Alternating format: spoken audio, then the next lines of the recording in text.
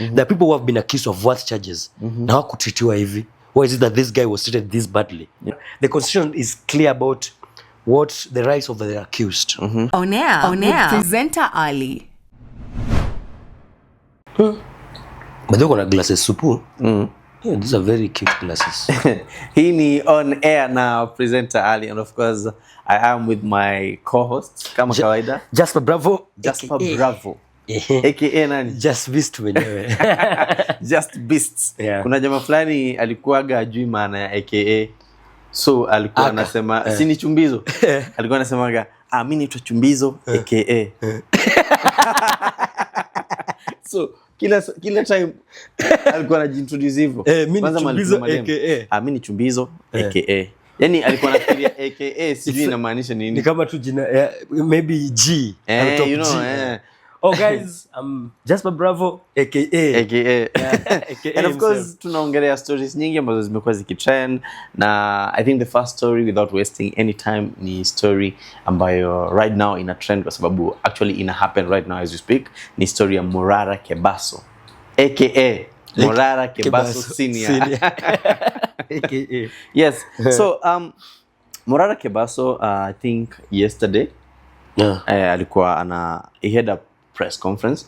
Na I think kwenye press conference yake there are a few things that he mentioned that included governance. Na pia aka mention story ambayo ina trend ya the governor of Mombasa right now, Abdul Samad Sharif. Na within no time pale kwenye ofisi yake some men ambao walikuwa na guns na plain clothes wakamkujia. So at first it was not clear kwa nini Morara Kebaso ameshikwa. We didn't know alikuwa ameshikwa kwa nini. Na there was an online uproar where everyone was saying free Morara Kebaso. First things first, what are your thoughts on all this? I think it's very unfortunate. To be honest, whatever it is that the DCI are doing, it's just not right because okay, what crime has this guy done? Like what crime has he committed? And what I'm saying, it's unfortunate because personally I think it was just a matter of time. It was a matter of when. Yes. Not if he was going to be arrested one day, because the government that is in power right now, that's how they deal with whoever it is that is has dissenting opinions. You understand? So I think Morara's issue is a very sad situation, and now honestly, it's just something that we're not supposed to be even talking about right now. In 2024. In 2024, bro, right? Tunashikwa juu umesema a certain governor is not working well. I think he was in Bomet County the other day, just a day before. And he talked about very many things. In fact, even asked for the arrest of the Bomet governor. The governor who was building himself about 74 million worth mansion. Wow. Okay. And McHugh, the SRC has a clause that doesn't allow these guys to have to be built for a house worth more than 30 billion. Oh, really? Yeah, there's a clause. Yeah. So already that is even it's unconstitutional to do that. So he mentioned many things, including the Mombasa governor issue and him now being arrested, especially at this time, was honestly uncalled for. We know that the president we have in power right now that's how he deals with people when hawapatani naye. From the maandamano time, exactly. Just I think ni kitu ambayo ilikuwa evident kwamba many people walikuwa wanasema #Occupy, #Ruto must go and everything. Akina Osama and hao wote walikuwa abducted. So at first we all thought that amekuwa abducted because ya story ya governor wa Mombasa. That's what people actually were thinking. Sure. Right? Lakini kulingana na leo amesomewa mashtaka actually leo kotini, and this is what he said. The charge is actually cyber harassment contrary to section 27 of the Computer Misuse and Cyber Crimes Act number 5 of 2018. So as of September 2024, at a known place within the Republic of Kenya, Morara knowingly without lawful excuse posted false information and said William Ruto approached DL Langat and told him he desperately needs more money for campaign. DL Langata used his properties a security and took big loans to help his friend. Right now, DL Langat is being auctioned by banks, and the person who is buying the properties is William Ruto. To make it worse, William Ruto has used his power to undervalue the properties to buy them at a cheaper price. That is the kind of the person we are dealing with. He has no friend. And the information is said that it's known to be false and calculated to tarnish and discredit the reputation of one David Langat. So kulingana na wewe kenye umesikia, whose name is being is according to his statement, whose name is being tarnished? Is it Langat? No, I doubt it's Langat, because the Langat guy is this billionaire from Rift Valley, right? Yeah. This guy after the other day alikuwa complain about the same thing that Morara is talking about. So how can he be the one complaining? So there's no it's him. Because hata mwenyewe alikuwa complain akisema vile government inamfrustrate the government that he himself funded the campaigns. So there's no way it can. So this charge does not make sense. It doesn't make sense. There's no way it can be Langat. You know, of course, it's something that is before a court of law you can't talk about in detail, but to be honest, it doesn't make sense. Why? And then why right now, and why specifically Langat? Because this guy has talked, tunajua ameongelea like some people in a worse way, even compared to whatever.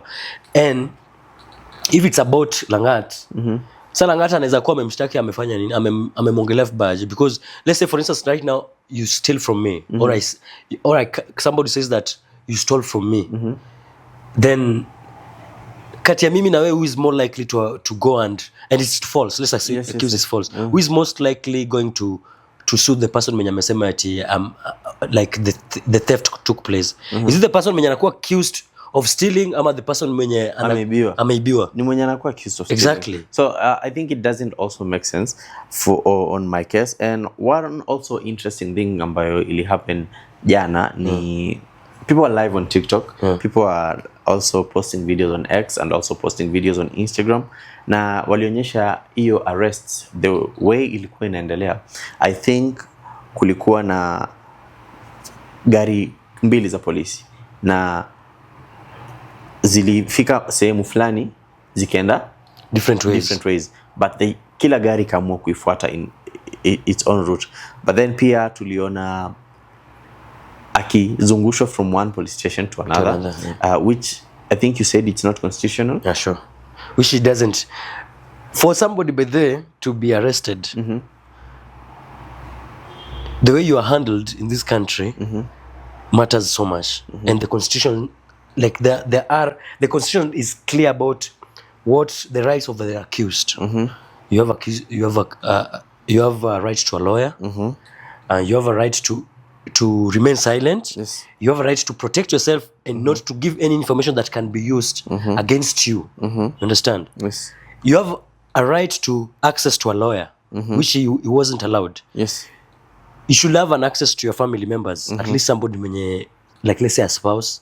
This guy was held in incommunicado, which means he was not allowed to speak to anyone. Yes. And no one was allowed to see him. Yes. Then even the way it was handled, jamaa ameshikwa hapa, amepelekwa headquarters, kidogo amerudishwa DCI, kidogo nasikia sijui ako sijui Kiambu sijui wapi. Then you're wondering, we all know like normally for somebody ili afanywe if that movement inaoga to the last time you remember such things happening ilikuwa kama ka politician alikuwa ameshikwa na ilikuwa because of the order from the president. Okay. You see, yeah, we have a normal person tu eti mwenye wewe umekuja ni stack, we never hear of any scenario where unasikia eti msana azungushwa hivyo from a police station to another, maybe to make him disappear or something.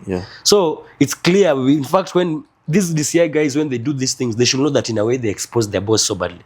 Because watasema ITO haikuwa watakuja na such stupid charges against somebody, but people will go back and check and ask themselves, okay, fine, there are people who have been accused of worse charges. Na hakutreatiwa hivi. Why is it that this guy was treated this badly? Yes. And I just can't help but I conclude that the people in power are the ones behind this. It's not right. Yeah, it's not right. And people are going to demonstrate by there. The demonstrations are going to be crazy, and in a way they think they're fighting this guy, but they're building him.